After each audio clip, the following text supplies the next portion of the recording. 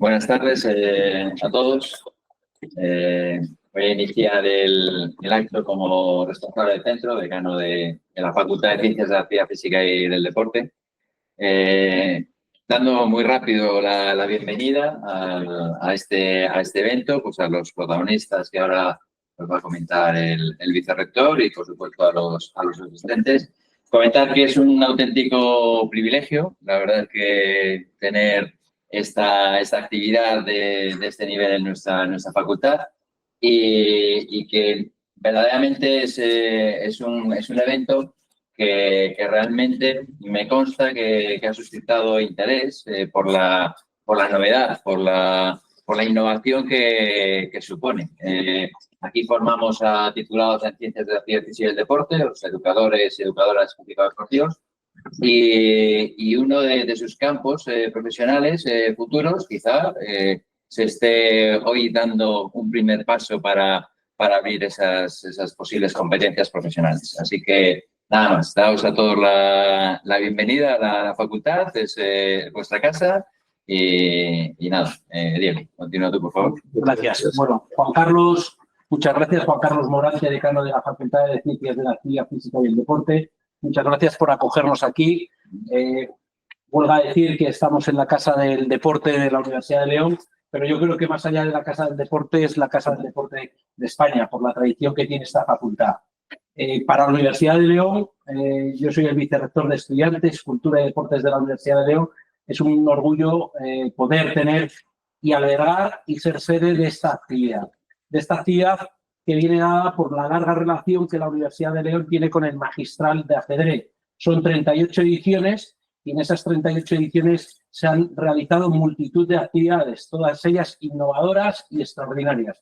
Y en todo ello, pues nos hemos querido sumar. La universidad lleva siendo colaborador de este evento durante todos los años y en esa innovación que se nos solicita a la universidad y en esa transferencia del conocimiento hemos decidido realizar estas jornadas.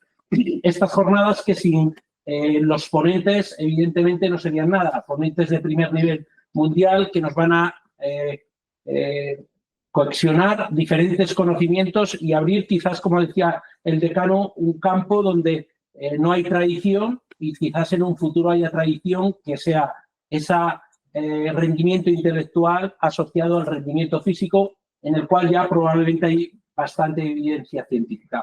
Paso directamente a presentar a los ponentes. Tengo a mi izquierda a David Suárez, profesor doctor de la Facultad de Ciencias de la Actividad Física y del Deporte, y que será uno de los ponentes. Gracias, David, por participar en esta mesa. Luego tengo a mi derecha a Jaime Santos, gran maestro en el ajedrez, por suerte leonés, nacido en esta tierra, campeón del magistral y participante en la siguiente edición, que también participará en este magistral que tendremos el placer de disfrutar en el mes de junio y principios de julio de este año.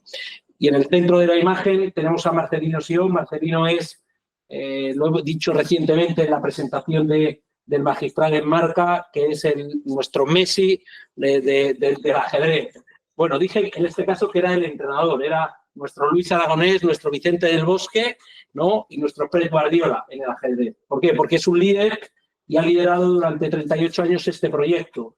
Y además un líder innovador, que es lo que se nos solicita, ¿no? Y tener que reinventarnos porque esto todo va muy rápido. Y agradecer a Marcelino, que ha confiado siempre en la Universidad de León, y darle las gracias por esta iniciativa. Nos falta quizás otro ponente que pasará Marcelino a explicarlo, que se conectará en unos minutos, Visianan.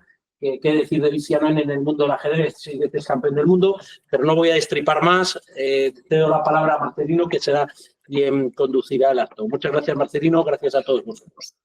Pues nada, muchas gracias. Gracias a la universidad, gracias a ti, Diego, que ha sido digamos, el que ha provocado estas dos conferencias. Gran parte de la innovación es tuya también.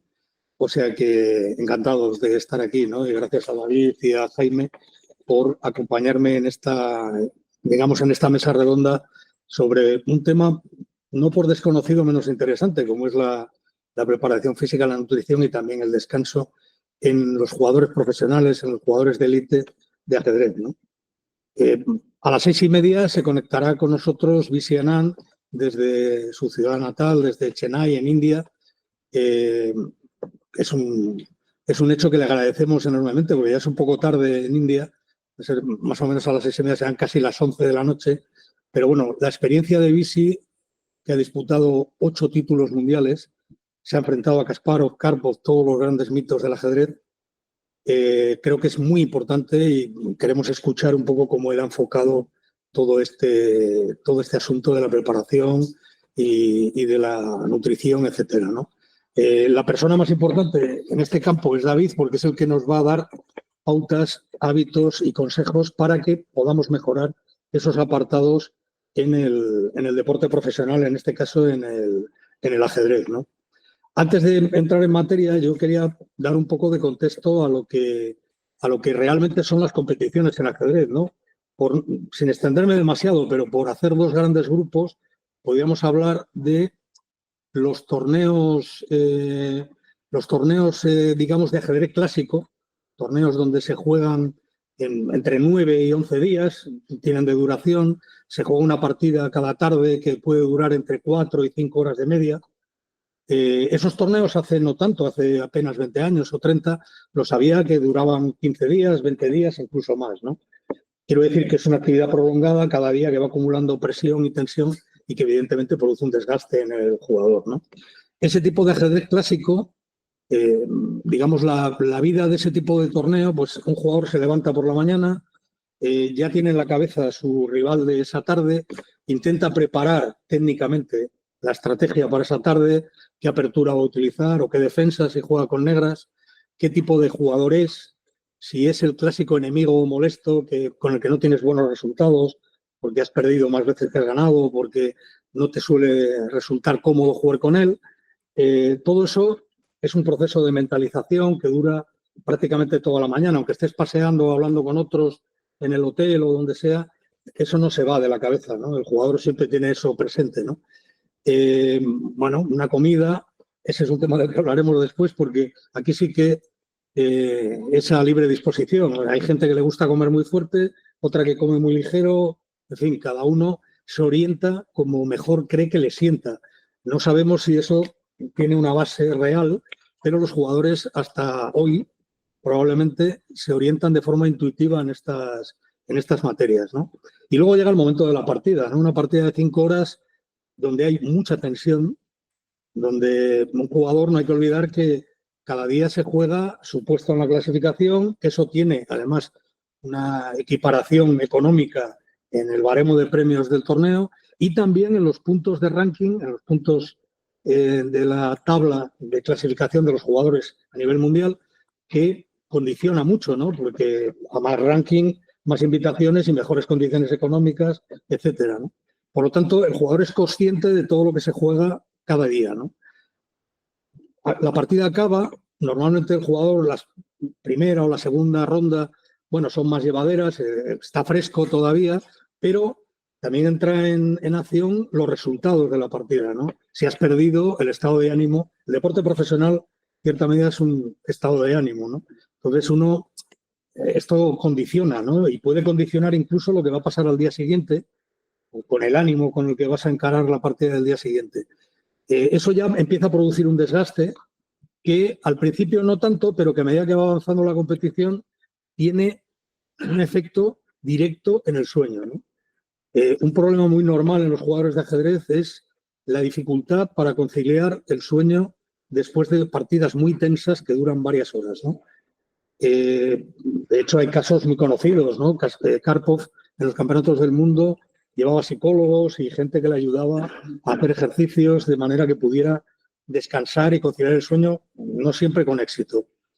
Digamos que todo eso se va acumulando durante días, 9, 11 días, depende de lo que dure el torneo, y llegamos a una última ronda donde además, por cuestiones económicas, muchas veces los organizadores la ponen por la mañana, con lo cual te cambian totalmente el ritmo del torneo, estás acostumbrado a jugar por la tarde. De eso Jaime nos puede contar varias experiencias inolvidables. Entonces, juegas por la mañana, te levantas muy pronto, juegas con un ritmo totalmente cambiado y es la ronda en la que te juegas todo. Te juegas el puesto en la clasificación final, la cantidad de dinero que vas a poder ganar, los puntos de ranking que ya decía. Por lo tanto, con el desgaste y el estrés acumulado del torneo, tienes que competir en esa última ronda poniendo todo encima de la mesa, ¿no? Eso en cuanto a los torneos clásicos. Los torneos rápidos, hay de dos clases, los que llamamos de partidas rápidas, que pueden estar entre, bueno, pues 10 minutos, 15 minutos, 25 minutos, y los que llamamos ajedrez Blitz. Blitz es una palabra alemana que quiere decir rápido, ¿no? Esos son partidas que pueden ir desde 3 minutos por jugador a 5, más o menos, son los dos ritmos más comunes, ¿no? Ahí los torneos son mucho más cortos, se juegan en 2 días, 3 días, pero las rondas se juegan por la mañana y por la tarde muchas veces, ¿no? ¿Qué ocurre? Que la carga del jugador de tensión, uno juega una partida, se carga de tensión para esa partida, luego hay un bajón, pero empieza la siguiente, luego se vuelve a producir lo mismo y así pues 5 veces o 4 o 5 veces cada día, ¿no? Es un funcionamiento distinto, pero el desgaste sigue siendo muy, muy importante, ¿no? He explicado esto un poco porque mucha gente no sabe cómo funcionan las competiciones de ajedrez. Uno piensa que un jugador sentado en una mesa, cómodamente sentado, no tendría por qué sufrir, ¿no? Pero yo les pondría el ejemplo de alguien que se prepara durante, no sé, 2 años, 3 años para unas oposiciones muy difíciles y luego en un solo examen de 3 horas o que dure, pues tiene que jugarse ese trabajo de 3 años, ¿no? Es una cosa parecida. Hay una gran tensión interna que además no se puede manifestar porque, bueno, pues el jugador tiene que estar allí quieto, manteniendo las formas y no puede ni insultar, no se debe, o empujar a su oponente. Entonces, ese es el típico de desgaste que sufre el jugador desde el punto de vista nervioso y de estrés. Luego está el factor de la alimentación, la nutrición, etcétera, ¿no? Cuando yo era jugador profesional, esto no existía. Yo nunca había una conversación sobre estas cosas. Todo de que sé que comer esto o aquello, eso, simplemente había que procurar cenar lo mejor posible y ya estaba. Pero ahora sí que hay una conciencia entre los jugadores de élite de que mejorar la alimentación de una forma individualizada puede mejorar el rendimiento y eso se transforma en una mejor posición en el ranking mundial, mejores ingresos, etcétera, ¿no? Ahí es un tema en el que yo creo que es un tema personal para analizar a cada cual, pero aquí David es donde yo creo que también nos puede ayudar porque hay un gran desconocimiento entre los propios jugadores, un gran desconocimiento. Hay gente que te dice, no, a mí me gusta comer pasta antes de jugar porque me siento mejor, o otro no, yo una ensalada y un té y ya. No sé qué base tiene eso, digamos, científica o real, ¿no? Pero el efecto placebo también debe funcionar, ¿no? El jugador cree que con eso se va a sentir mejor y bueno, y si se siente, pues mejor para él, ¿no? Pero en este campo hay un gran desconocimiento que esta conferencia intenta paliar de alguna manera, dando pautas, digamos, conocimientos. David ha preparado un texto muy amplio con referencias, con bibliografía, con una serie de cosas que después de la conferencia pondremos a disposición tanto en YouTube, en la caja de descripción y tal, como en nuestras web para que se pueda descargar y la gente pueda tener una información que le pueda ayudar a mejorar estos aspectos de la preparación. Y una vez puesto este pequeño contexto, yo ya le digo a David, ¿qué piensas, David, de todo esto? ¿Cómo lo ves tú desde la parte profesional, desde la parte que entiende de lo que estamos hablando ahora, ¿no? Pues muy bien contextualizado todo lo que supone desde el punto de vista físico, nutricional y en general las respuestas fisiológicas del jugador de ajedrez, Marcelino. Y un poco por introducir al público, al resto de personas que puedan estar conectadas siguiendo la conferencia, hay que entender lo que es el perfil de un jugador de ajedrez comparado con otros deportistas de élite. Hablamos de los estudios, ya nos indican que un jugador de élite es capaz de vivir más años que el resto de la población normal. No solo esto, que es comparable a otros deportistas de modalidades como el fútbol, el baloncesto, a priori mucho más exigentes desde un plano condicional y que por tanto pueden suponer mejores beneficios en términos de una frecuencia cardíaca más baja o de una mejor utilización de los sustratos energéticos en el día a día para todo tipo de actividades que tengan que desempeñar y eso a priori pensamos que va a ser lo mejor para vivir el mayor número de años posible con además buena calidad. Pues resulta que por el hecho de jugar ajedrez y destacar en este deporte, parece ser que vas a tener una mayor esperanza de vida y no solo eso, sino menor riesgo de desarrollar enfermedades crónicas, como por ejemplo diabetes o un tipo de enfermedad más relacionada con cáncer o similar. Además de eso, atletas máster de ajedrez que no han alcanzado la excelencia en el deporte también viven más. O sea que parece ser que ya hay una especie de selección natural hacia este deporte o que este deporte está produciendo una serie de esfuerzos cognitivos que se traducen en una mejor disposición para envejecer, un envejecimiento saludable. No obstante, esos jugadores de ajedrez, cuando se han intentado analizar los factores de rendimiento, parece ser que, a pesar de ser muy inteligentes, no es el coeficiente intelectual el único determinante para ganar al oponente.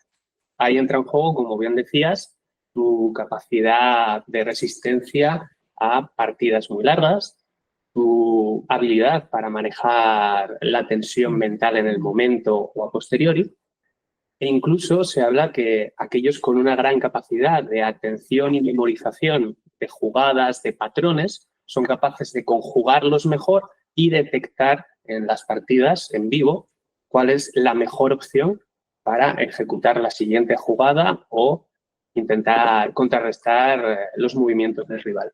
Así que, partiendo de estas circunstancias, ¿qué puede aportar el ejercicio físico a una serie de personas que están expuestas a ese nivel de demandas cognitivas? Pues esas demandas cognitivas se pueden intentar categorizar como dependientes de las funciones ejecutivas. Las funciones ejecutivas desde la psicología son definidas como una serie de habilidades que dependen de la corteza prefrontal, es decir, la parte del cerebro que evolutivamente apareció más tarde y que están relacionadas con el pensamiento a largo plazo, el más reflexivo, el que implica no tomar decisiones en el propio momento, sino ponderarlas. Y entonces hay que tener ahí en cuenta a la capacidad atencional, es decir, que si yo presto atención a algo, pueda mantenerlo durante el mayor número posible de segundos, minutos u horas, que además sea capaz de memorizar y manejar en mi memoria de trabajo a corto plazo el mayor número posible de aperturas o de cuestiones que he entrenado previamente con mis preparadores, con inteligencia artificial, y después lo que es la toma de decisiones, el ser capaz de entre varias opciones no dudar, no tener una parálisis por sobreanálisis y ejecutar la más conveniente. Y ahí el ejercicio físico es clave. Estudios en ratones han visto que aquellos que estaban en una rueda dando vueltas sin parar eran capaces de producir una proteína llamada factor neurotrófico derivado del cerebro. Vais a encontrarla muchas veces como BDNF, en términos ingleses, Brain Derived Neurotrophic Factor. Y esto es un fertilizante cerebral. ¿Qué quiere decir un fertilizante cerebral? Si pensamos en nuestro cerebro como una especie de campo que tenemos que regar y que tenemos que abonar, pues por un lado la hidratación es clave para regarlo y por otro lado ese abono es esta proteína que genera dos cosas. De un lado, la neurogénesis, es decir, que va a crear mayor número de neuronas y esas neuronas que las vas a involucrar en los nuevos procesos de memorización, de jugadas o de aprender de los errores, que es lo que hay que hacer siempre después de una partida, va a hacer que en un momento dado no solo tengas más neuronas, sino que estén también más conectadas. Mejora la plasticidad sináptica, se establece mayor número de sinapsis, conexiones neuronales, con lo cual, después de hacer ejercicio, tu cerebro está más dispuesto, por hacer la analogía con un deporte como pueda ser el balonmano, a que haya más jugadores a los que poder pasar el balón y que además entre esos jugadores estén más coordinados. Sepan directamente a quién hay que pasar el balón porque va a ser el que meta el gol. Bien, eso te lo genera el ejercicio físico se ha visto en animales, pero se ha visto también en personas. Es decir, esto es extrapolable a cualquier atleta. Incluso a otro tipo de actividades donde es clave el rendimiento cognitivo, como los estudiantes. Se ha visto que los escolares que realizan ejercicio físico tienen una parte del cerebro más desarrollada que el resto de escolares que no hacen ningún tipo de actividad física. Esta es el hipocampo. Entonces, el hipocampo es una parte bastante antigua en términos evolutivos, relacionada con las funciones memorísticas. ¿Sabéis quién tienen los mayores hipocampos que se han investigado nunca? Los taxistas de Londres. Eso me extraña. Porque tienen que pasar un examen donde han de memorizarse todo el callejero londinense. Es una de las tareas más complejas para cualquier persona, el hecho de tener que, prácticamente un directorio de 80.000 calles, sabértelas. O sea que se ha visto que en ellos el hipocampo es grandísimo. Pues bueno, con los escolares, hasta un 10% de diferencia con aquellos que no practican el ejercicio se ha visto en términos estructurales. Es decir, la morfología del hipocampo aumenta y a su vez su funcionalidad. Es decir, están mejor conectadas las neuronas dentro del mismo. Esto también ocurre con los opositores. Aquí, por ejemplo, en España son famosos los que se preparan el examen MIR y las pautas que se les están dando suelen ser el hacer pausas entre bloques de estudio para poder hacer algún tipo de estimulación motriz. Esa estimulación motriz, lo que se ha visto también en estudiantes es que tanto antes como después de hacer el estudio, te viene bien de cara al examen. Si hacemos la analogía con un jugador de ajedrez, después de sesiones de entrenamiento, habría que intentar hacer ejercicio para que el día del torneo llegues en mejores condiciones. Y esto básicamente busca el preparar al cuerpo para no solo a nivel cognitivo tener mayor capacidad en esas funciones a nivel ejecutivo, sino también un cerebro que trabaja al unísono con un cuerpo que está condicionado es garantía de el cuerpo condicionado. ¿En qué sentido? Pues, por ejemplo, el tener, desde el punto de vista de las tensiones musculares, suficiente acomodo cuando estás sentado en términos de masa muscular para que no descanse todo el peso sobre el eje axial.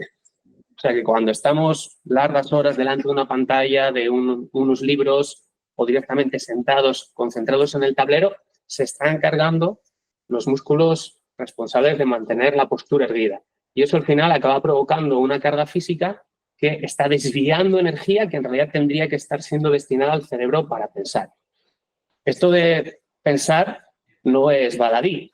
Sabemos que el cerebro pesa un 2% más o menos del peso corporal total.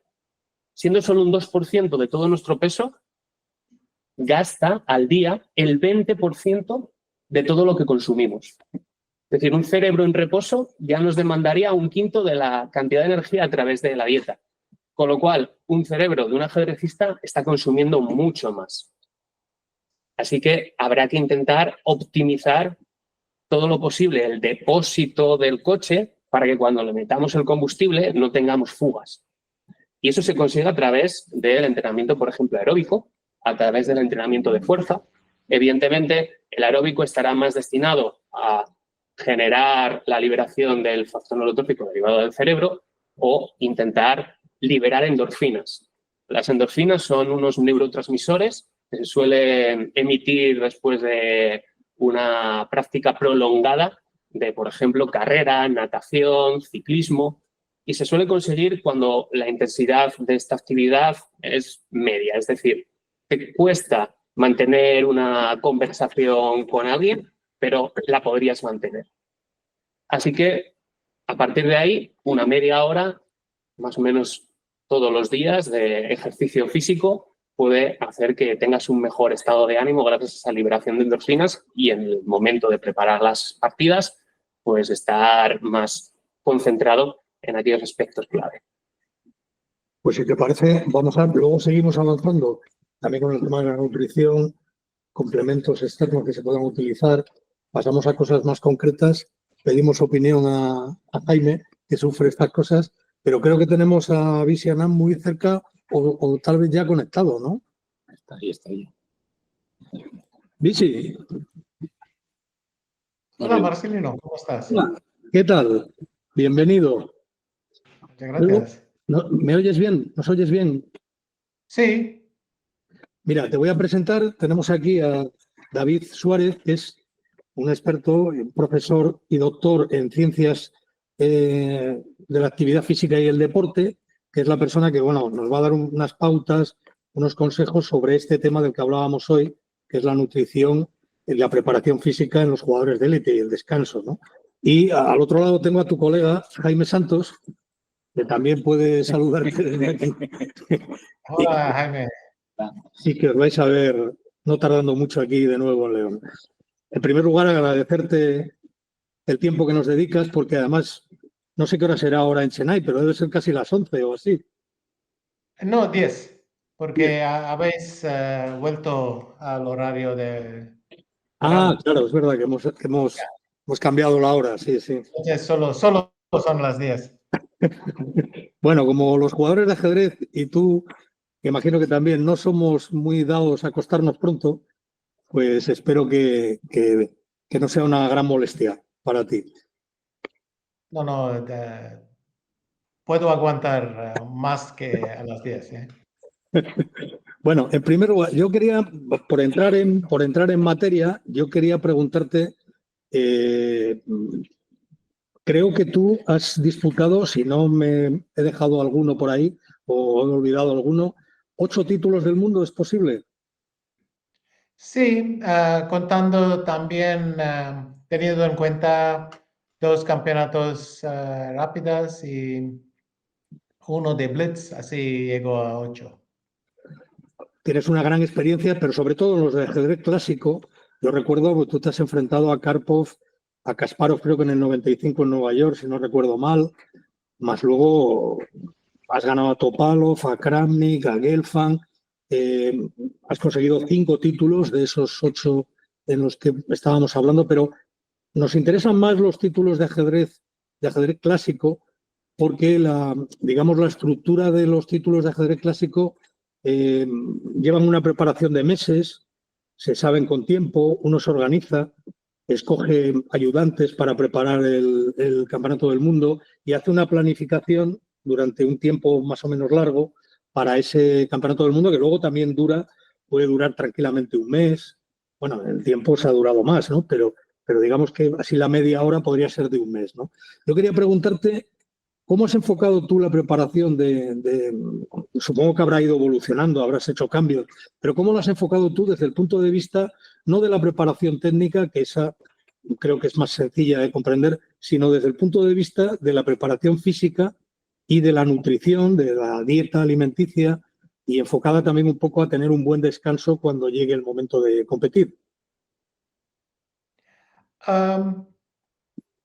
Desde más o menos cuando tenía 13, 14 años, empezaba a tener una rutina de física. Pero después, los primeros años de viajar mucho, es decir, estar constantemente en distintas ciudades y tal, lo, lo dejé un poco, hacía pocas veces. Después, cuando perdí con Kamsky en 94, aunque estaba muy cerca de clasificarme para el siguiente campeonato con Kasparov, entendí que había que aumentar los demás aspectos también, no solo el técnico, como has dicho. Entonces, en Madrid estaba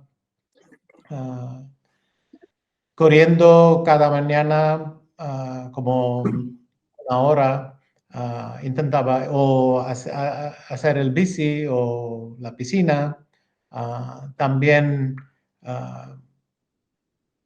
musculatura, es decir, pesos y todo esto. He intentado recuperar el poder de aguantar mucha tensión y durante mucho tiempo, es decir, también el estamina.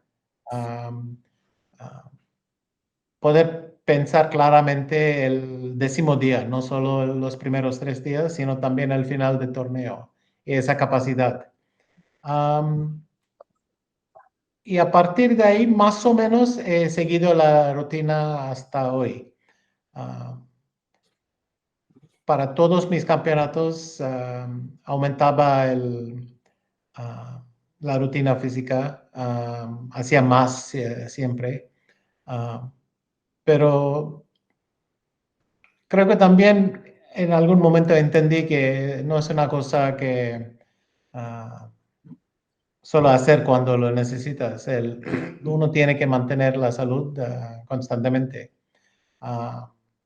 Si evito cansancio durante la partida, o al menos mucha, si consigo dormir bien y alimentarse, pues lo que hacía falta. No seguía alguna rutina muy, muy estricta, pero nunca lo pasaba antes de una partida. Algo ligero para tener la energía, pero no empezar a tener sueño durante la partida, algo así. Y intentaba mantener esa disciplina toda mi vida. Es curioso esto que has dicho, ¿no? De comer algo ligero antes de la partida, ¿no? En general, creo que la mayor parte de los jugadores optan por esa fórmula, ¿no? Es decir, no comer demasiado, ¿no? Pero algo que te dé energía. Pero tú te acordarás, esto supongo que tú lo recuerdas, ¿no? Porque en Linares, los torneos de Linares, cuando competía Kasparov, ¿tú recuerdas lo que hacía Kasparov, la dieta de Kasparov cada día cuando poco más o menos media hora o 40 minutos antes de la partida él iba al comedor y se tomaba un solomillo y luego salmón y inmediatamente salía directo para jugar? ¿Te recuerdas aquello? Sí, perfectamente. Y nadie podía acercar a su mesa, estaba reservada para él. Sí, sí. Pero era sorprendente eso, ¿no? Porque contraviene, digamos, casi todo lo intuitivo y lo no intuitivo digamos, para llevar una dieta, ¿no? Supongo, quiero entender que eso se lo recomendaría a alguien, eso no creo que se le ocurriera a él solo. Alguien le dijo que eso era una... Pero ir a la partida con toda la digestión y tal y el sopor que eso da, no sé, yo nunca le encontré mucha explicación. ¿A ti qué te parece? Yo, por ejemplo, comía bien 2 horas antes y si podía tomar una siesta, como no, en España, tomar una siesta antes de la partida me parecía perfecto. Pero Kasparov tenía otra idea, también estaba bien pensado. Su idea es comer así y aunque que tenga sueño durante la apertura va en autopiloto, ¿no? Él siempre estaba muy bien preparado en la apertura y 1 hora podía aguantar incluso teniendo sueño, pero después a partir de ahí que tendría la energía que le faltaría. Y así entendí su concepto. Es curioso, sí. Evidentemente, por eso te voy a hacer esta pregunta. Kasparov ya veía que era muy importante asesorarse bien para un mejor rendimiento, ¿no? En este caso, con la dieta que él practicaba, ¿no? ¿Tú realmente también has consultado eso? ¿Has tenido, digamos, consejeros en materia alimenticia para los mundiales? ¿Has llevado? Los rusos, ¿te acuerdas? Siempre llevaban un psicólogo, un cocinero, en fin, estas cosas. Yo no sé si tú solías hacer esas cosas de llevar gente que te asesorara en estas materias. En general, yo siempre tenía la idea de que las prácticas saludables había que seguir todo el tiempo, no solo durante un torneo. Y durante un torneo, cuestiones de qué fácil es practicar esa dieta. Si estás en algún torneo, pues a veces no puedes exigir mucho. Comes lo que hay, pues siempre algo como pasta, así, para luego tener energía. Y nada más, pero nunca pasar una cierta cantidad, algo ligero.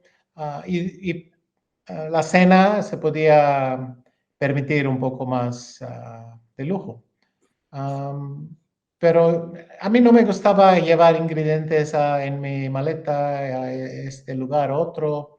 Siempre pensé, bueno, es más, eso crea más problemas que necesito, y solía ser muy flexible antes de una partida. Bueno, pues si te parece, vamos a abrir un poco el ángulo para que tanto David como Jaime puedan preguntarte sobre este tipo de cuestiones. David es la persona que realmente conoce de forma profunda este tipo de cuestiones de la preparación física y la nutrición, y no sé si nos has oído antes, pero él ha preparado una especie de informe que luego completaremos con vuestras declaraciones, haremos un PDF y lo pondremos en nuestras redes. Yo te lo enviaré a ti con, bueno, bibliografía, consejos, etcétera, que creo que nos puede ser útiles, y también a todos los que sigan la conferencia. Así que, David, si quieres, me preguntas a Visi lo que te parezca pertinente. Visi, un placer lo primero de todo, y gracias por tu disposición. Saludos desde España.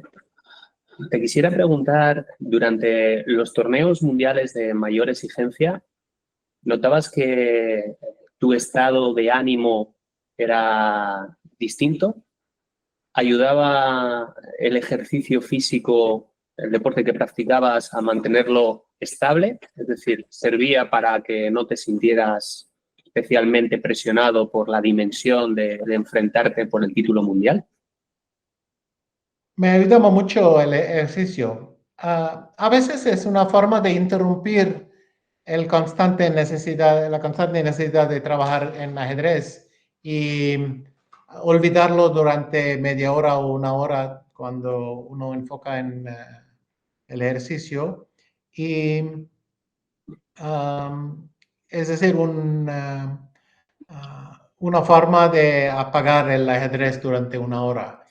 También el esfuerzo físico, pues, me quitaba la tensión. ¿Sabes? Después de una partida uno se mantiene la tensión acumulada durante la partida, y después poder quitarse de encima. Yo siempre pensaba que si uno podía dormir, es decir, sin levantar constantemente pensando en algo, es decir, dormir profundamente durante 8 horas, eso sería el mejor estado para enfrentar una partida de ajedrez. Y durante los matches siempre iba al gym o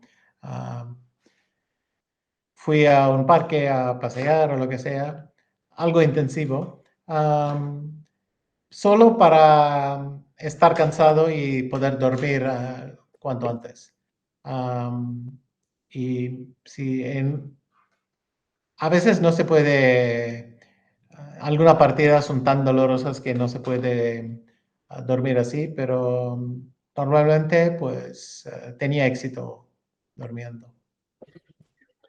Jaime, ¿quiere? Hola, Luis. Pregúntale por sus secretos para el torneo de hoy. Pues, bueno, yo en cuanto a las comidas, yo lo que suelo hacer es parecido a lo que hace Visi, o sea, intento comer no mucho, y me gusta comer 2 o 3 horas antes de la partida. Por ejemplo, si la partida empieza a las 3, pues me gusta comer a la 1 como muy tarde. Y luego a la cena sí que suelo cenar más. Y bueno, en cuanto al ejercicio físico, pues yo cuando no estoy compitiendo suelo hacer ejercicio físico, pero durante los torneos no suelo hacer mucho, la verdad, porque me quita bastante energía, entonces no sé. Caminar, por ejemplo. Sí. Caminar sí, pero eso, bueno, no lo considero mucho. Caminar, sí. Bueno, caminar es importante. Luego hablaremos de tus habilidades con el boxeo, para que nos expliques. Visi, se ríes. Claro. Tú no has practicado boxeo, ¿no? Como entrenamiento, me refiero.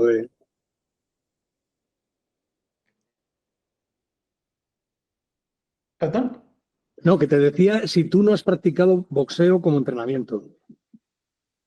Una vez en Alemania, cuando estaba teniendo un torneo fatal, Es pegarle a alguien. Desperté unas 10 veces por la mañana antes de que llegue a las 8 y un poco con desesperación porque quería dormir un poco más, fui al gimnasio y hacía boxeo. Es decir, eso de boxear no contra Sí, un saco o algo así. Sí, contra un saco. Pero normalmente, bueno, cualquier cosa que ayudaba a sudar, eso es lo que busco.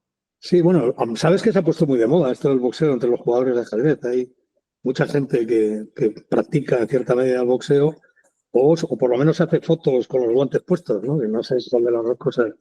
Pero yo recuerdo que cuando Jaime... Yo creo que la segunda es muy de moda, ¿eh? Sí, por eso, sí, hemos visto incluso jugadoras muy conocidas haciéndose fotos, boxeando y tal. Pero yo recuerdo que Jaime, por ejemplo, que no es nada deportista, nunca le ha gustado el deporte, salvo en la tele, pues le costaba mucho. Entonces estuvimos unos meses practicando boxeo porque es muy intenso, es divertido, no es tan pesado como correr o estas cosas, ¿no?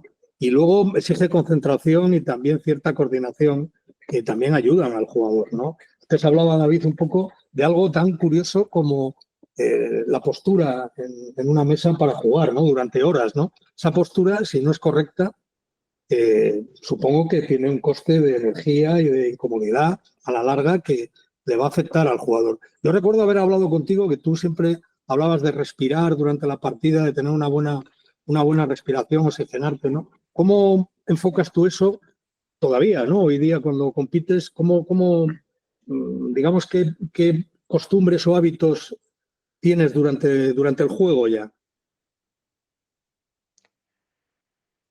Pues yo no distinguí mucho entre el ejercicio que necesitaba para poder jugar ajedrez y para llevar una vida saludable.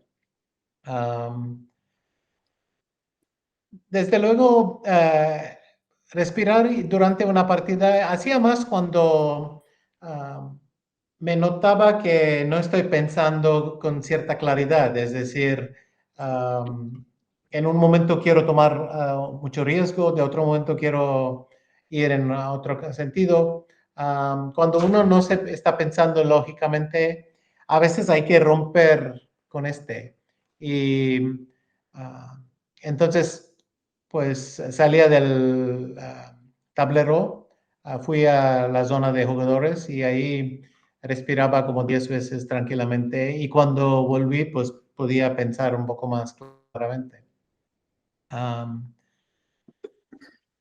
Y por el resto pues también una vez pasados 50 años pues tienes 1000 razones para seguir manteniendo las rutinas y tal. Hay que cuidar con la dieta un poco más. Pues las indulgencias hay que dejar un poco a poco. Sí, lo más importante es estar estar optimista, estar feliz de jugar y si uno consigue pues, bueno, misión cumplida, ¿no? David. Justo lo que comentaba Ishi, los estudios nos dicen que para reducir hasta un año el envejecimiento cerebral hay que intentar hacer 1 hora extra de movimiento todos los días. O sea que, sobre todo, si te quieres... Por ejemplo, caminar es moverse. Con lo cual, si quieres ser un jugador veterano que se mantenga todavía rayando a gran nivel a partir de los 50, como el caso de Bisi u otros jugadores... No es muy habitual, el caso de Bisi. Hay que... No lo es. Efectivamente, hay que implementar esos hábitos que en el caso de Bisi tiene claro que son indisociables tanto para el rendimiento como para su salud, pero que en otros casos cuesta incorporarlos en el día a día. No sé si Bisi podemos tenerle haciéndolo otro tipo de preguntas. Sí, claro que sí. Bien, pues, Bisi, ya tenemos unos minutos. a mí sí que también me interesa desde tu perspectiva lo que están haciendo a día de hoy jugadores como Magnus, como Stefano, que creo que han contratado entrenadores para planificar y sobre todo esa planificación, tener muy claro qué hacer los meses antes de los torneos, durante los torneos, posteriormente, en términos de preparación física. Hemos visto a Magnus Carlsen sin camiseta haciendo series en una pista de atletismo. ¿Qué opinas de la figura del preparador físico sí. para este tipo de jugadores que son todavía jóvenes, pero que entienden que pueden ser necesarios esos entrenamientos? Yo creo que cualquier esfuerzo que sea personal o con un entrenador ayudándote, sirve y vale la pena porque es importante y a veces subir la capacidad de aguantar tensión o el trabajo mental que hacemos. Pues al final va a pagar. Y no conozco los detalles de lo que está haciendo Magnus, pero en general una de sus ventajas es la capacidad de trabajar 6-7 horas. Jaime, tú, por ejemplo, tú, a pesar de tu edad, eres un veterano, porque llevas jugando desde los 6 años, ¿no? Y desde los 10, 11 ya eras el jugador que ganaba títulos de España, ya eras un jugador conocido, que ya tenías una carrera en ciernes, ¿no? En perspectiva, ¿no? Y luego, pues compitiendo contra jugadores de élite, llevas ya también un tiempo importante, ¿no? ¿Tú realmente cuándo empezaste a pensar que un buen estado físico, yo qué sé, encontrarte mejor, ese estado de ánimo antes de las partidas, tenías que modificar hábitos o mejorar algunos apartados de tu preparación? Bueno, sobre todo cuando después de jugar algunos torneos que me notaba muy cansado en las rondas finales, generalmente, pues ahí pues intenté mejorarlo un poco, sobre todo la forma física. ¿Cómo vas al gimnasio? A veces. ¿Cómo? Tu padre se escandalizaría, ¿no? Con esa cuota que le pasa en Que todo. sí, que sí. ¿Cómo que a sí, veces? que sí. ¿Vas cuántas veces a la semana? Las que puedo. Bueno, vamos a partir de la base de que estás aquí, Sí. de que no estás viajando. No, generalmente intento ir 3 o 4 días a la semana. Bueno, 3 o 4 días a la semana. Intento. Lo que decía antes Visi es verdad, ¿no? Porque cuando los jugadores de ajedrez viajan muchísimo, entonces cuando estás muchos meses fuera de casa, de hotel en hotel y tal, es muy complicado mantener unas rutinas, ¿no? Por ejemplo, ahora casi todos los hoteles tienen un gimnasio, ¿no? Un gym. Entonces, bueno, te puedes pasar por allí o tal, pero muchas veces el comedor, bueno, que la comida esté bien y tal, pero bueno, es limitada, no tienes algunas cosas. Tú, por ejemplo, cuando estás jugando, ¿vas al gimnasio? No, ¿O solo caminas? Durante los torneos no voy al gimnasio. O sea, sí que doy paseos, pero no al gimnasio no suelo. ¿Por qué? ¿No gastas Bueno, demasiada me energía? gasto bastante energía y bueno, es más cómodo ir a pasear. Por ejemplo, ¿eso cómo se refleja en ti en el descanso, en el sueño? Bueno, durante los torneos duermo más o menos bien. O sea, tampoco, o sea, yo no duermo mucho en general, pero o sea, duermo como, igual que cuando estoy en casa, generalmente tampoco, no hay mucha diferencia. ¿No te afecta la tensión en las partidas? Hombre, de vez en cuando tienes una partida que, como he dicho, sí, que es muy dolorosa, que pierdes o estabas ganando y no rematas, pues esos días, pues generalmente duermes peor, pero por norma general suelo dormir bien. ¿Tú cuánto crees que, o en tu caso, o cuánto crees tú que debería de dormir un jugador en competición, en un torneo, ¿no? Más o menos cada noche para tener un descanso mental adecuado, ¿no? Yo busco 8 horas, pero durante torneos me gusta mucho dormir un poco más incluso. O más bien es como antes de los exámenes, a la gente no le gusta levantarse muy Muy pronto. Sí. rápido. igual durante torneos muchas veces si no he jugado o si no he tenido un mal día, fácil llego a 8 horas, 8:30. Pero eso es el lujo de tener una partida que empieza a las 4 o 5, entonces uno puede levantarse a las 8:30, tranquilamente desayunar, después un paseo, un poco ver lo que se va a emplear. Por eso me gusta jugar León, Marcelino. Porque siempre jugamos por la tarde. Sí. No, eso os quería preguntar a los dos, ¿no? Esa criminal tendencia a poner la última ronda de los torneos por la mañana, que es algo que debería estar penado criminalmente, ¿no? Porque es un cambio tan brutal para los jugadores y sin embargo se sigue haciendo, ¿no? Incluso en pruebas de la FIDE. No sé qué opinas tú sobre eso. Sí, pero hay personas que piensan que es lógico. Por supuesto, algunas competiciones de club el domingo pues empiezan antes para que todos puedan volver a casa. A mí me gustaría que todas las partidas empezaran a partir de las 3 de la tarde. Sí. No, a ver, los enfrentamientos por equipos, la Bundesliga, las ligas de diversos países es normal, porque hay jugadores profesionales y amateurs.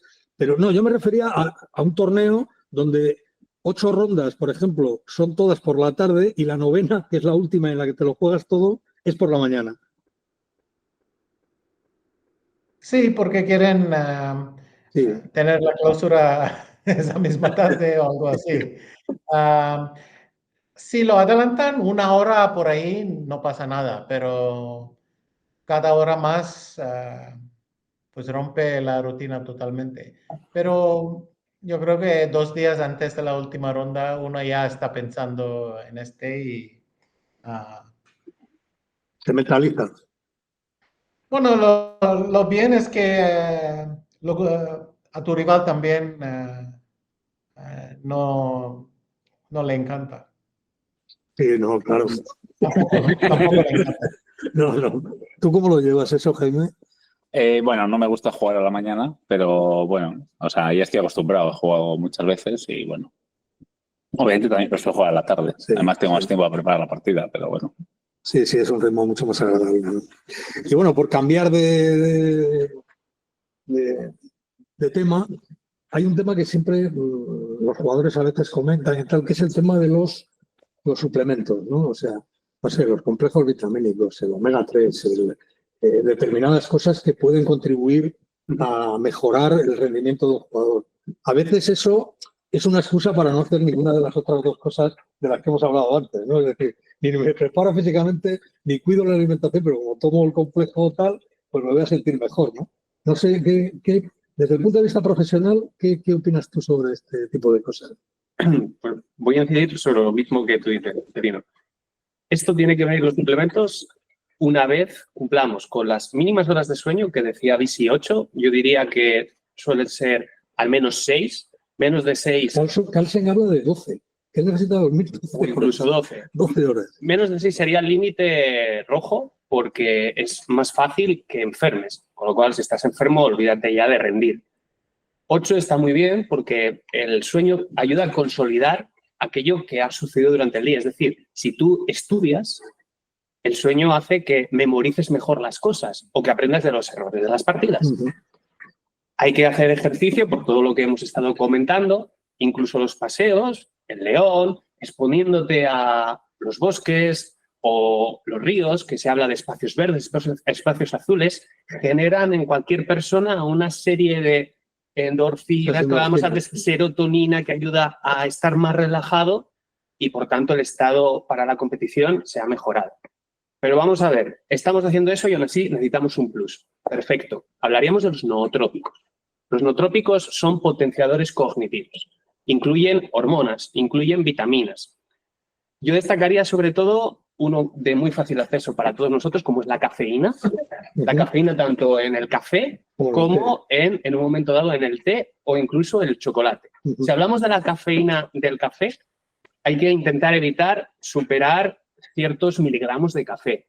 Lo ideal suele ser llegar a una dosis de 100 miligramos. Para que os hagáis una idea, un espresso suele contener en torno a 60-80 miligramos de O café. sea, un poco más de un expreso sería. Eso es. Más puede producir nerviosismo, taquicardia, y en ese sentido, una media hora antes, y lo que se mantiene como vida activa dentro de nuestro cuerpo, la cafeína, son unas 6 horas. O sea que habría que intentar, para luego dormir bien, consumir el último café, pues si empezamos a ir a la cama sobre las 11, 12, a las 5 de la tarde el último. Horas antes. El té tiene otro compuesto que es la teanina, L-teanina, que ayuda a tener una especie de sensación de calma concentrada. Es decir, induce calma, pero te mantiene el estado de alerta. O sea que combinar el té con el café puede ser una buena estrategia. Y el chocolate también ayuda.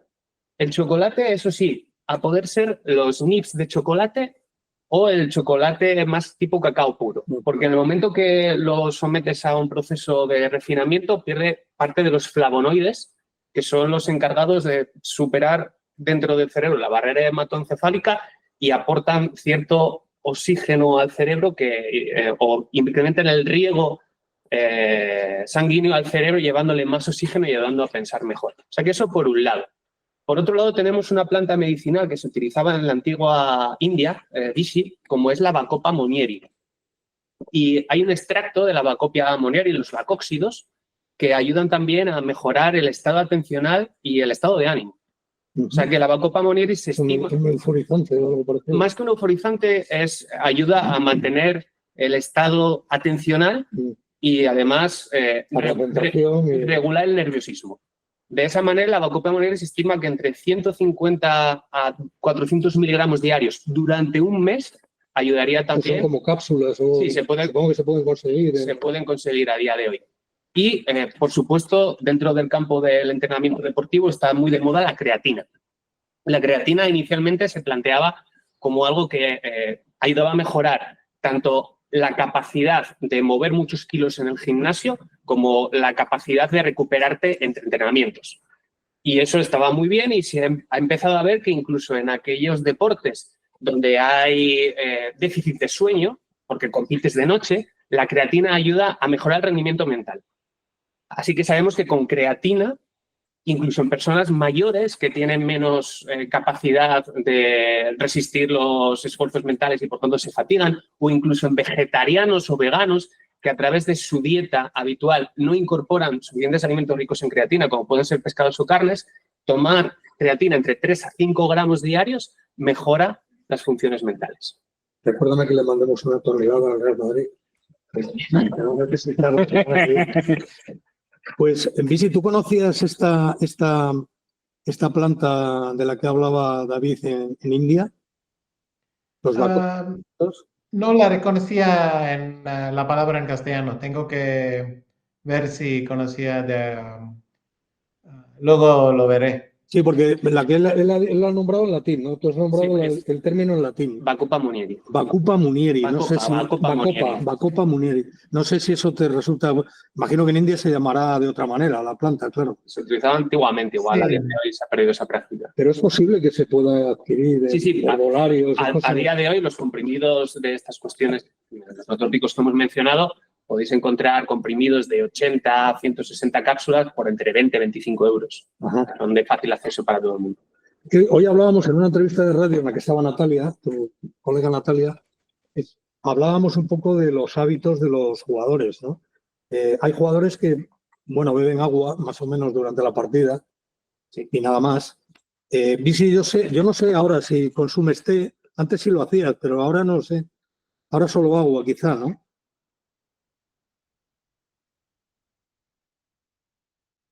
No sé si me ha oído. Visi. Se ha congelado la imagen, ¿no? Ya está. ¿Ya? No, todavía no. No, está bien. Sí, está. Visi, ¿me escuchas? No, he perdido como ha ido unos 50 segundos. Segundos o algo. No, que te preguntaba que tú antes, por ejemplo, yo recuerdo que sí que tomabas té, más o menos durante las partidas. Últimamente te veo siempre beber agua y eso, pero este hábito que algunos jugadores, yo recuerdo a Korsnoy, ¿no? Que iba con su bolsa de mano y llevaba chocolate, llevaba una serie de cosas y lo consumía durante todas las partidas o barritas energéticas Jaime, yo creo que también has utilizado alguna vez barritas. De cereales, sí. Tú, por ejemplo, necesitas que en una partida de 4 o 5 horas, necesitas comer algo, necesitas tomar algo en particular o complementos externos antes o durante la preparación.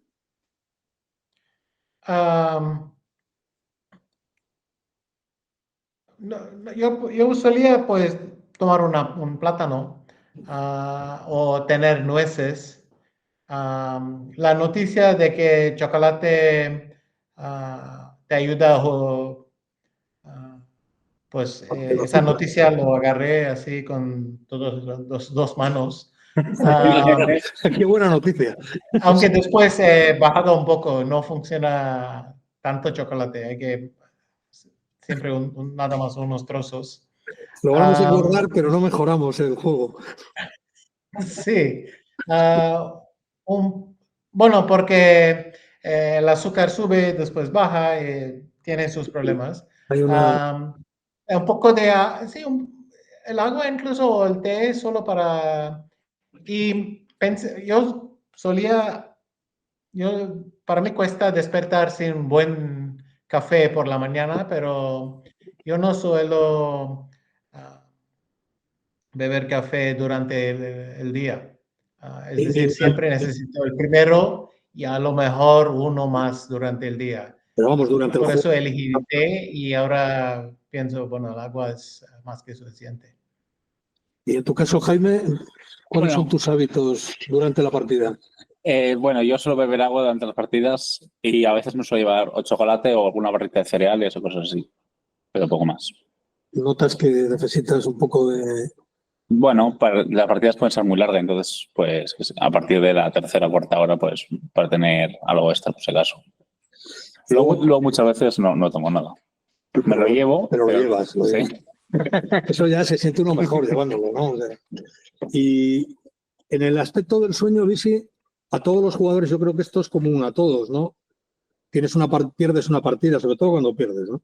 Y esa posición da vueltas en la cabeza por la noche y te impide descansar bien, ¿no? Eso es curioso porque probablemente no se va nunca, ¿no? O sea, siempre queda ahí, ¿no? Siempre pasa. Uno cree que con la experiencia vas a dominar los nervios. Cuando yo empezaba a jugar, pensaba que con el paso de los años no sentiría esos nervios ni tendría, pero luego la cosa sigue igual o empeora incluso, ¿no? Entonces, ¿a ti también te pasa eso, digamos, cuando tienes una partida muy tensa o una derrota o algo así? Sí, con frecuencia. Cuando uno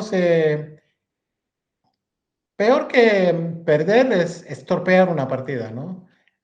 Y eso molesta mucho y cuando eso sucede, pues lo típico para mí es dormir 5 horas, bueno, verdaderamente dormir y el resto un poco dar vueltas. Sufrir. El resto sufrir. Sí. Sufrir, sí. Otra palabra que recuerdo. Sí. ¿A ti te pasa eso, Jaime, también? Sí, o sea, porque bueno, a veces cuando pierdes tu rival juega mejor que tú y bueno, pues ya está. Porque cuando dice Visi, tiras una partida que... Sí, por ejemplo, cuando tienes una posición ganada, que el juego muy bien y de repente pues la cagas, pero bien. Sí, eso deja muy mal cuerpo, ¿no? Y luego hay un factor muy importante que está relacionado con esto de lo que hablábamos y con el bienestar que uno siente, digamos, o que debería de sentir cada día cuando va a competir, ¿no? Por ejemplo, cómo encajar las derrotas, ¿no? Cómo encajar las derrotas de manera que, como hay una partida cada día, no tienes tiempo para lamentarte mucho y al día siguiente deberías de tener un buen estado de ánimo para competir de nuevo, ¿no? ¿Tú ese problema cómo lo has afrontado en general, Visi? Perdón. No sé si no me has oído. Algunas trozos no. Vale, te repito, no. Me refería a que una cosa que afecta mucho al estado de ánimo es cuando pierdes una partida, ¿no? Pero claro, al día siguiente tienes que volver a jugar otra vez y entonces hay que recuperarse, recuperar el estado de ánimo, el estado físico, o sea, para volver otra vez a luchar y a competir al día siguiente. No, te preguntaba cómo has enfocado tú ese problema que afecta a casi todos los jugadores y a algunos de manera muy seria. ¿Cómo has enfocado tú ese aspecto de la competición? Por experiencia y práctica. Y desde luego, después de una o dos experiencias, uno entiende que si por perder una partida se pierde un segundo, pues no ayuda para nada. Entonces uno hay que recordar de hoy, la última vez cuando no pude pues dejar el pasado y enfocar en el siguiente, perdí 3 y eso no hay que repetir. Y a veces el miedo o una mala memoria pues te ayuda a... Si no puedes concentrar para nada, pues puedes elegir una estrategia un poco más conservador este día. Porque normalmente jugar una partida, después el dolor del pasado un poco queda atrás. Pero todavía todos sufrimos después de una derrota. Y bueno, sí, como dije, uno es normal y hay que superarlo. Jaime, tú, por ejemplo, en esto tienes esa triste experiencia que creo que tienen todos los jugadores, ¿no? De encajar a veces derrotas, no solo derrotas, sino lo que significan, ¿no? Es decir, la pérdida de una medalla, de un campeonato, este tipo de cosas afectan muchísimo. Y generalmente yo, que te conozco desde hace mucho tiempo, creo que siempre has sido un buen encajador, ¿no? Sí, generalmente encajo bien las derrotas e intento que no me afecten para el día siguiente, porque el día siguiente generalmente tienes que jugar otra vez. Y bueno, es importante pues no enloquecer, ¿no? No perder, digamos, la objetividad, al menos en la medida que puedas, y intentar jugar lo mejor al día siguiente. Controlar un poco el dolor Sí. y volver otra vez, ¿no? A veces el ajedrez, esto lo sabe mucho la gente que lo ha practicado, se convierte en un calvario, Puede ser. muy importante, ¿no? Sí. Tener que jugar cada día, si la cosa no funciona, es un sufrimiento terrible, ¿no?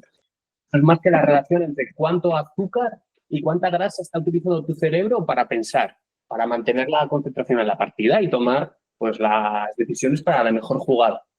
O sea que tú tengas el cociente respiratorio con un nivel u otro nos dice hasta qué punto hay que tener una buena estrategia de suplementación con snacks, con frutas, con un plátano que nos mencionaba también antes.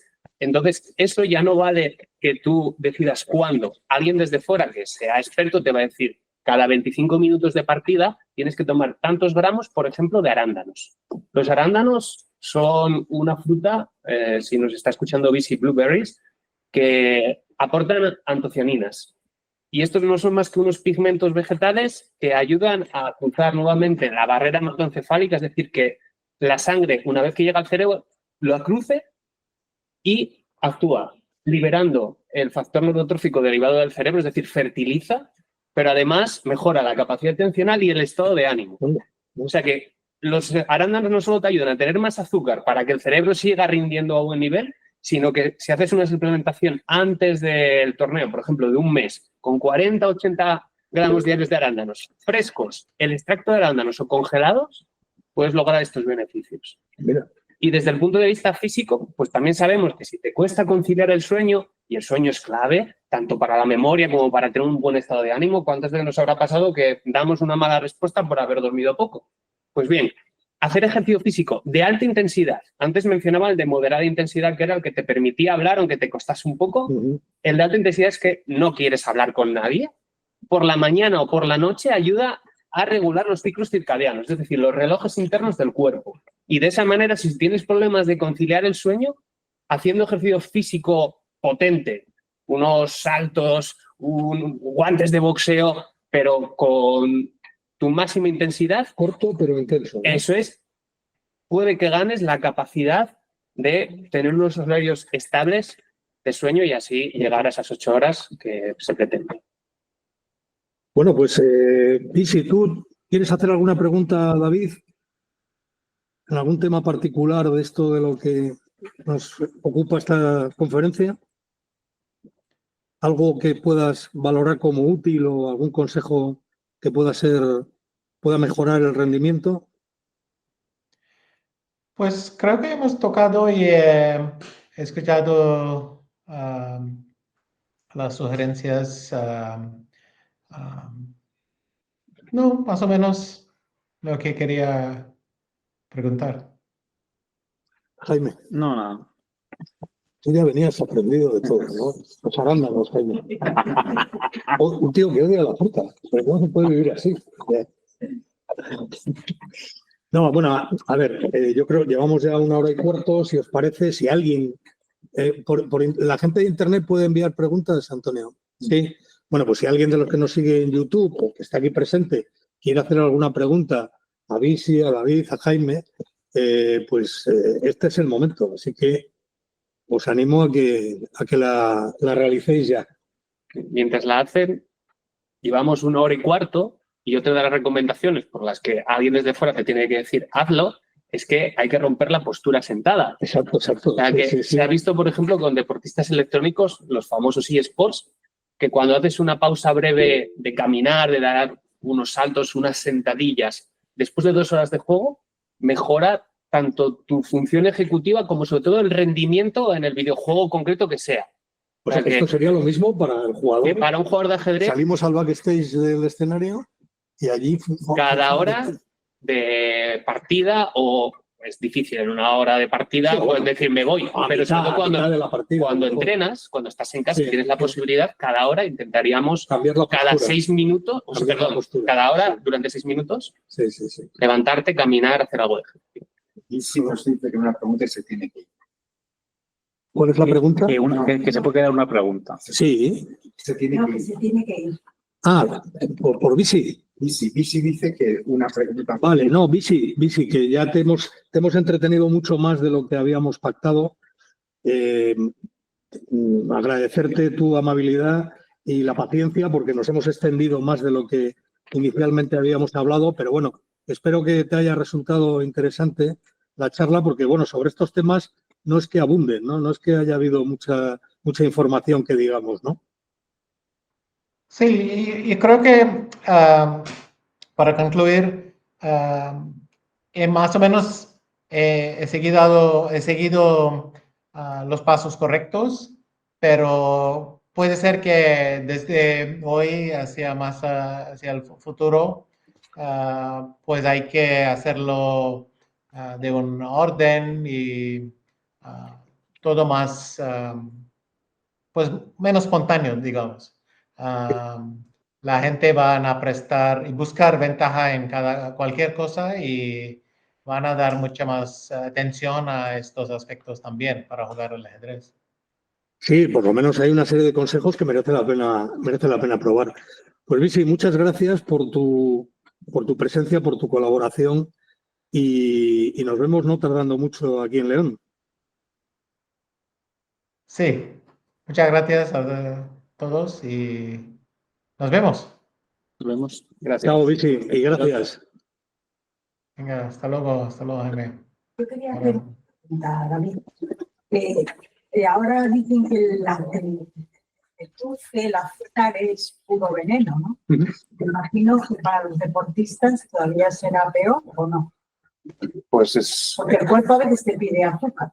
Es tal cual. La fruta es Azúcar. El azúcar. el azúcar. Estaríamos hablando de una cuestión que creo que se trató ayer con Natalia, que no he querido pisar porque entendía que si no saturábamos a la gente hablando todo el rato de lo mismo, pero es el índice glucémico de los alimentos. Entonces, ¿esto qué quiere decir? Que el azúcar, en términos más académicos, lo llamaríamos glucosa.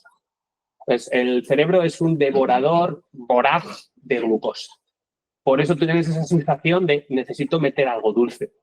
Para un jugador de ajedrez, eso ocurre que pasados 25 minutos de partida, tendemos a cambiar la necesidad de querer tomar glucosa a utilizar grasas. Por eso Kasparov comía alimentos ricos en grasas, como era el salmón, para tener disponibilidad de grasas en partidas que se alargaban mucho. Lo idóneo en realidad es hacer cada poco aportes de azúcar, pero azúcar no cualquiera, no ese malo que para la salud todo el mundo desaconseja. El refinado, ese de los... Claro, entonces, no habría que tomarse arroz blanco acompañado de nada, porque si solo es el arroz blanco, lo absorbes muy rápido. Métele algo de proteína. Proteína quiere decir, métele, por ejemplo, una pechuga de pollo. No te tomes solo pasta acompañada de nada, porque nuevamente la absorbes muy rápido. Que esa pasta lleve, por ejemplo, un poco de atún.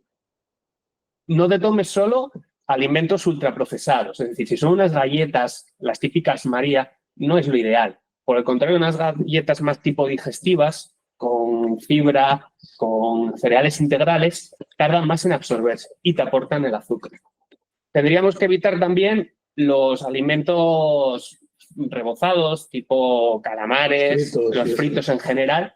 Y de esa manera, si intentamos apostar por frutas que tarden un poco más en absorberse, pues por ejemplo, un plátano que no esté excesivamente maduro, ahí sí que estaríamos dando tiempo, porque el plátano contiene algo de fibra, para que la glucosa llegue al cerebro, es decir, para que el cerebro te diga, gracias, me has dado el azúcar, pero no te ha producido un pico, que los picos, la consecuencia es que, si atendemos a Newton, todo lo que sube baja, ¿no?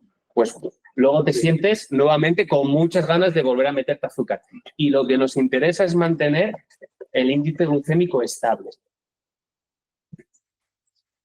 Pues me comentaba aquí el compañero don Antonio Areñada que un buen vino tinto con moderación o una Coca-Cola, ¿qué sería mejor? Yo creo que para el estado de ánimo el vino. Y la Coca-Cola, en determinados momentos, yo no recomendaría la Coca-Cola durante una partida. Sí que una bebida isotónica, pequeños traguitos, vienen bien. La Coca-Cola puede estar recomendada al terminar la partida, porque ahí sí que nos interesa tener rápidamente una fuente de disponibilidad de azúcar inmediata. De hecho, hay algunos equipos de fútbol que la estrategia nutricional, cuando terminaban el partido y se subían al autobús y tenían que irse, pues esto me llegó, por ejemplo, por un equipo asturiano, se tomaban pizzas, las encargaban al Domino's porque necesitaban rápidamente todo lo que habían dejado en el terreno de juego, recuperarlo. Hombre, eso si lo haces a menudo, pues la pizza no es el alimento más saludable, pero una Coca-Cola en un determinado momento sí que te puede ayudar a quitarte esa sensación de pesadez mental, ¿no? Pero bueno, el vino no lo descartamos, ¿no? Y el vino yo, para mejorar mi estado de ánimo, liberarme de preocupaciones, etcétera, lo tomo. Para otro tipo de cuestiones, el vino desde un punto de vista del rendimiento y eso no es la mejor bebida, ¿no? Después de una fuerte derrota, una prescripción de una copa de vino por lo menos. Sí, eso sí. ¿Cómo va uno a la cama? Y sobre todo si es con amigos, con un ambiente social, ahí por supuesto. Bueno, ¿alguna pregunta más? ¿Alguien que tenga alguna curiosidad? Yo me preguntaba si, con lo que comentabas antes de las pequeñas dosis de ejercicio, tanto levantarse simplemente o hasta hacer durante 6 minutos, si algún jugador de ajedrez, que ocasionalmente se le ve que haya hecho algún tipo de estrategia en este caso, o incluso habiéndola hecho, si se ve un aumento del rendimiento frente a partidas en las que no lo haya hecho. No sé si se conoce o si igual no lo hay en el club. ¿Tú conoces? No, yo no. A ver, la verdad es que en el ajedrez actual, aunque hay una preocupación mucho más grande por esto, este tipo de consejos tan precisos yo creo que no abundan demasiado, ¿no? Entonces, es verdad, por ejemplo, la pandemia, que ha sido muy buena para el ajedrez, ha hecho que muchísima gente, al estar encerrada en casa, bueno, pues se aficionara al ajedrez a través de Internet y todo esto, ¿no? Esto ha mejorado mucho, pero el sobrepeso ha sido salvaje. Es decir, cantidad de torneos por Internet, no sales, todo esto ha conducido a un sedentarismo mayor, ¿no? Entonces, se ve en los torneos que los jugadores hoy día son muy jóvenes, ¿no? Estamos hablando de jugadores muy fuertes que van a lo mejor desde los 15 hasta los 30, ¿no? Más o menos en ese abanico, ¿no? Esos jugadores se ve incremento de peso, ¿no? Entonces, dudo mucho yo que ese tipo de prácticas se den, ¿no? De hecho, muchos jugadores es posible que ni lo sepan, ¿no? Es posible que a lo mejor gente que ha oído esto que hemos hablado hoy cambie sus hábitos, pero yo no tengo constancia. Yo creo que durante los torneos el 90% de la actividad física de los jugadores es pasear, es caminar por la mañana y después de la partida, porque si no te despejas es muy difícil dormir. Ahí por añadir el paralelismo, cada vez jugadores más jóvenes en el ajedrez, 15, 30 años. En los deportes electrónicos también se ve que un jugador rinde de los 16 a los 25. Ahí se produce, digamos, el momento máximo de lucidez mental. Se habla de que la inteligencia fluida alcanza su pico a los 23 años y luego tiende a disminuir, y lo que se mantiene y aumenta a lo largo de toda la vida es la inteligencia cristalizada, todo lo que aprendes. Es decir, te vuelves sabio. Pero ese rendimiento mental muchas veces ya sabemos que alcanza el cenit, y con esa gente joven, ¿qué se puede hacer? Pues a priori van a aguantarte mejor un stack de movimiento, una ligera activación, pues lo que hemos dado como ejemplos, o incluso saltar a la comba. Y yo lo hice con deportistas electrónicos en Madrid, con un equipo que era los Movistar Riders. En el caso que nos toca ahora con ellos, era justo antes de la partida, yo hacía como 4 o 5 minutos súper intensos de ejercicio. Y al menos 2 de ellos luego me lo pedían siempre antes de las partidas. Yo no sé hasta qué punto había un efecto placebo, es decir, que estaban considerando que eso era mejor que la rutina de otro, que era irse al baño y estar 15 minutos en el baño. No sabíamos qué hacía en el baño, si era lo que fuera, pero necesitaba igual echarse agua a la cara o otro tipo de necesidades. Y luego había gente que lo que quería estar era escuchando música o jugando a otro juego antes de la partida, pero 2 sí que pedían el ejercicio. Entonces, si lo encuentras como que es algo que cuando lo haces ganas y eso te refuerza positivamente y lo sigues haciendo, pues bienvenido es.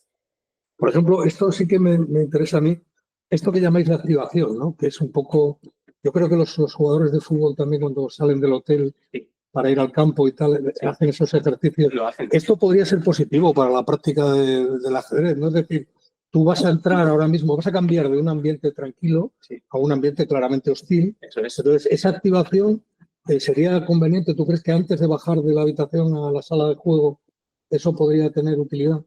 Aquí hay también que distinguir entre la activación positiva en términos de conciencia sobre lo que tienes que hacer, a la activación que es más animal. Sí, física. Yo me refería a... No dejamos de ser, entre comillas, monos un poco más evolucionados y más civilizados. Los jugadores de fútbol, esto lo trabajan los psicólogos deportivos, como me parece el de la selección española, que es asturiano, estuvo trabajando con los protegidos, no me sé ahora el nombre, Joaquín Fidalgo creo que es, pero bueno, nos decía que cuando a los jugadores les veis en la banda y les dan así palmadas, bueno, pues ese jugador sabes que le van a sacar la primera amarilla en menos de 3 minutos, porque salen sobreactivados. Y entonces él cogía y les bajaba las pulsaciones antes de salir. Aquí es un poco lo mismo, no queremos esa activación animal de me voy a comer el tablero, porque te puedes precipitar, puedes tomar decisiones demasiado arriesgadas. Por el contrario, nos interesa una conciencia de, vale, ahora me voy a enfrentar a un reto que es muy demandante y entonces quiero estar súper focalizado. Es decir, olvidarme del entorno y prestar atención única y exclusiva a lo que de mí depende. Y para eso, el ejercicio físico, el típico calentamiento, no solo sirve para aumentar la temperatura corporal, el aporte de sangre a los músculos, sino también al cerebro. O sea, que una activación física te va a mandar más sangre al cerebro, como lleva más sangre al cerebro, te lleva más oxígeno, y un oxígeno en el cerebro sirve para tener, entre otras cosas, mejores ideas. ¿Y de qué esos ejercicios de activación que podrían ser durante 5 minutos? ¿No? Sí, 5 minutos suficiente. ¿Qué tipo de ejercicios deberían de ser? Nosotros los que hacíamos eran que involucrarse en la mayor cantidad de músculos posibles. Eso implica saltos. Eso implica un ejercicio famoso aeróbicos y cosas. Eso es famoso en el CrossFit, eso que se llama burpees. Nosotros hacíamos también ejercicios que implicasen pasar de estar de pie a estar sentado o a estar tumbado muy rápido. Todo lo que implica cambios de nivel y durante muchas veces, muchos ciclos, va a aumentar rápidamente la frecuencia cardíaca, y que la frecuencia cardíaca lo que hace es expulsar más sangre desde el corazón hacia los músculos, insisto, hacia el cerebro, y eso luego ya hace que estés más concentrado el resto de la partida. Muy interesante. Bueno, yo creo que llevamos hora y media. Yo creo que vamos a dar por finalizada aquí la conferencia. David, ha sido un placer. Además, creo que hemos aprendido un montón de cosas. Incluso los que no competimos vamos a tomar nota también, pero hay otros que deberían. Y nada, bueno, agradecer a todos los que nos han seguido a través de YouTube, del canal de YouTube, esta conferencia que espero que les sirva de ayuda, sobre todo si hay jugadores o practicantes de juego de ajedrez que compiten en torneos, y a las personas que han estado y están aquí, pues muchas gracias. Mañana tenemos otra conferencia, en este caso vamos a hablar de la inteligencia artificial y del ajedrez, con el profesor y también doctor José Alberto Benítez, que será pues un poco lo que David ha sido hoy aquí, la persona referente que nos da luz en cuestiones en las que nos preguntamos muchas cosas, pero no tenemos muy claro algunos conceptos. Así que nada, ha sido un placer, muchas gracias y nos vemos mañana. David. Amigote.